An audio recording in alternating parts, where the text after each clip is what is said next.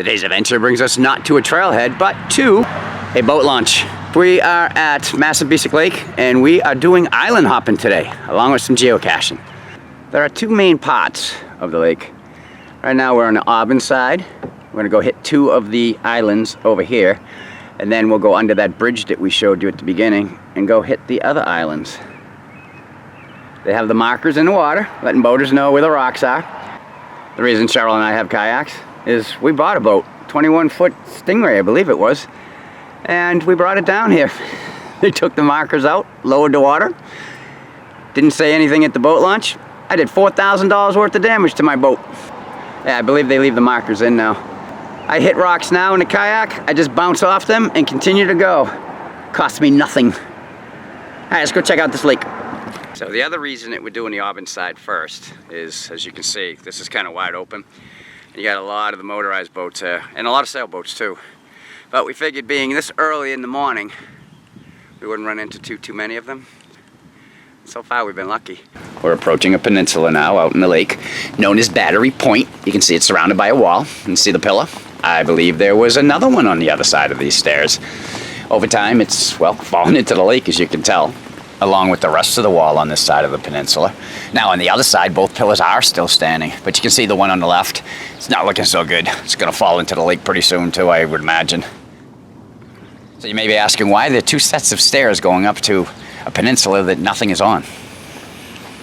Well, back in the early 1900s, people used to be ferried out here for tea. There's a place called the Tea House. They would come out for lunch and tea, picnic, and I even heard there was dancing out here. But all that's left now are the stone pillars of what used to be.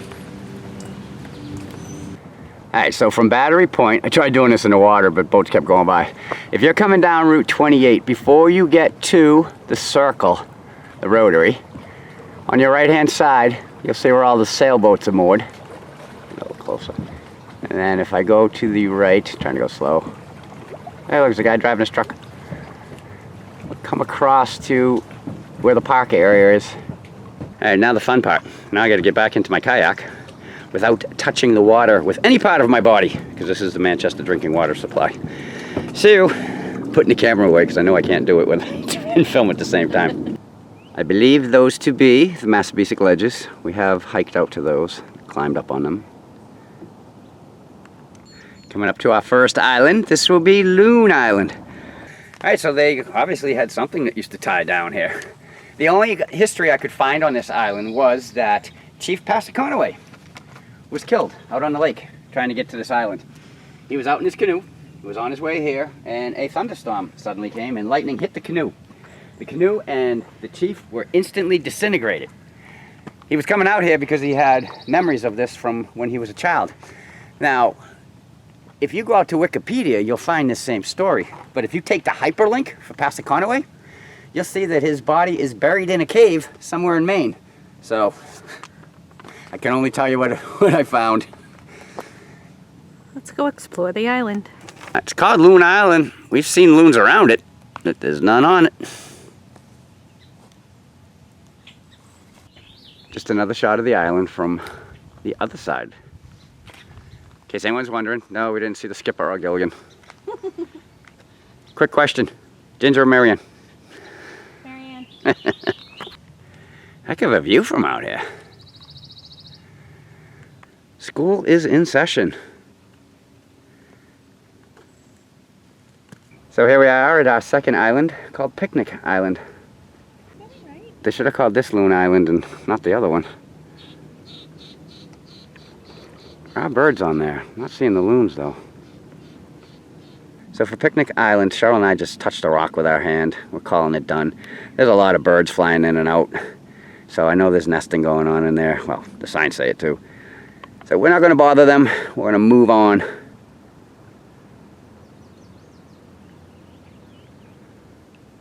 Just where did Massabesic Lake get its name? Well, it's Indian. It means place of much water. And seeing how it can hold 15 billion gallons of water, I have to agree. We're back at Deer Neck. We're about to go under Route 28, go to the Manchester side of Massabesic Lake.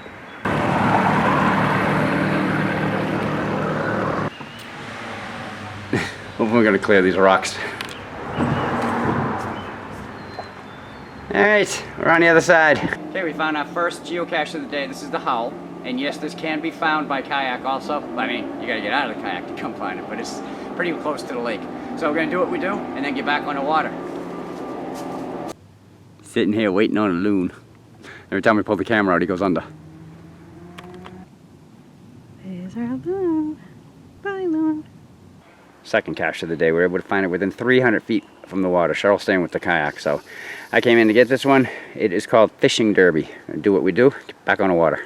So over there is Route 28. We've been down there many times, looking at the view in which we're sitting upon today. We're the view for them. What you're looking at over there is Browns Island. It will be the third island we will be doing today. The lake itself is 5,261 acres. The average depth is 196 feet. That is, unless of course you're traveling with Chuck and Cheryl in a brand new boat, and then it's significantly shallower. Okay, we are on shore at Browns Island. It has some serious beaver work going on where we found to come in. Pan around. Another spot right there. They've been busy. That looks fresh too. Captain Blah on Browns Island. Browns Island, so far from where we've been, it's sort of open. I guess in the fall and spring it'd be a lot easier to see around here, but we did find it, so we're gonna do what we do and then get back in the water. It just sounds funny every time I say it. My first island cache, not mine personally, that's the name of this one. Third geocache on Browns Island called Room for More on Browns. And this is a nice big island and there's only 3 of these caches. So we're gonna do what we do. Then we're actually gonna take lunch, then back on the water. Yum! Sitting on a rock on an uninhabited island. Checking out the views. Dead ahead, Birch Island. Welcome to Birch Island. We are approximately 300 feet from the cache and well, it looks like it's gonna be a fun walk. Yeah. Yeah, here we go. So I found an easier way to get in, so Cheryl got the boats and decided to come around here. That was one nasty bushwhack that I just went through. Alright, so on our nasty bushwhack, we found this stone with ED carved into it. Not sure what it means, but it's out here. Welcome to Grape Island. Not much to see here. I don't see any grapes. No trail or anything, but we did come up here. Cheryl's already worked her way back out in the kayak. A parting shot of Grape Island. Won't go back there again, that's for sure. Dead ahead is the Fang. This is not one of the official islands on Massabesic. Well, the 6 that we were going for. So this is the top of the Fang. It looks like somebody could camp here. Actually, this is not the first time Cheryl and I have been out here. The kayak that she's in, her maiden voyage, was out here. And we did come up here, but it wasn't for a cache. This is Fang'dango geocache. I expected it to be bigger, but the last 2 entries I've found it are these 2 guys. So this must be it. Yeah, another geocache done. Karens in perspective.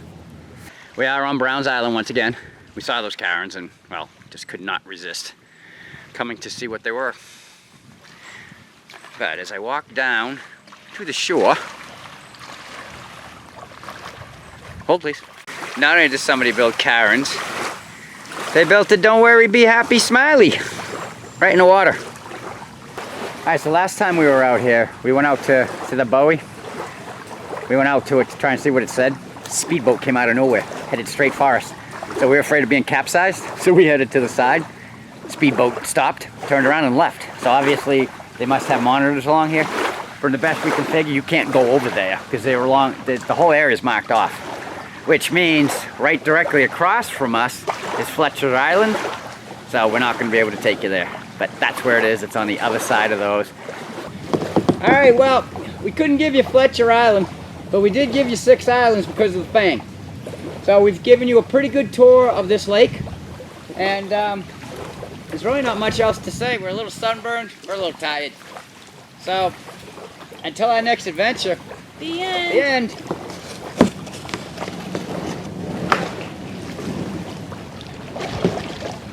Bye.